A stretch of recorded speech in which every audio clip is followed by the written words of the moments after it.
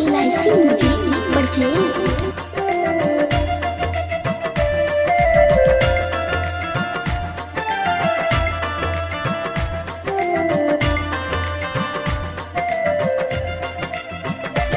आबू अंगना पधारो श्री गणेश जी, आबू अंगना पधारो श्री गणेश जी, आबू अंगना पधारो श्री गणेश जी, आबू अंगना पधारो Ganesh ji.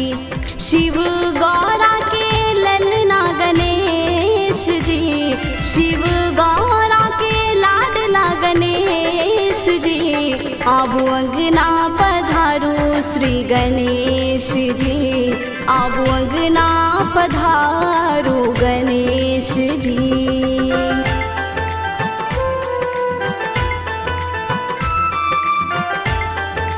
LIC music recording studio Triveniganj Supaul.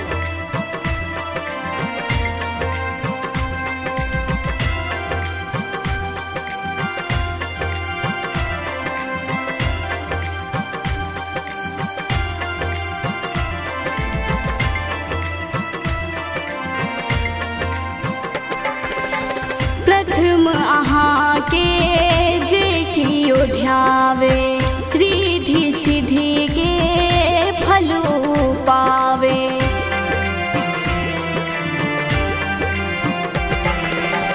प्रथम अहाँ के जे कियो ध्यावे, रिद्धि सिद्धि के फलो पावे।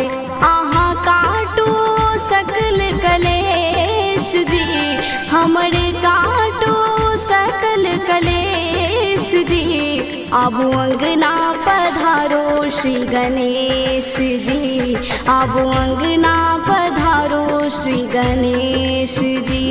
शिव गौरा के ललना गणेश जी, शिव गौरा के ललना गणेश जी, आबू अंगना पधारो श्री गणेश जी, आबू अंगना पधारो श्री गणेश जी।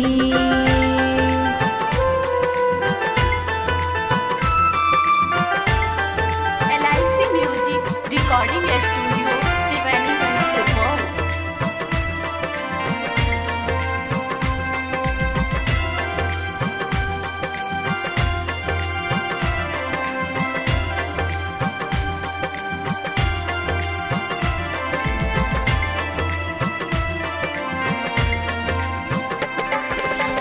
जय जय जय गणराज अहाँ के, जग में पूरा नाम अहाँ के।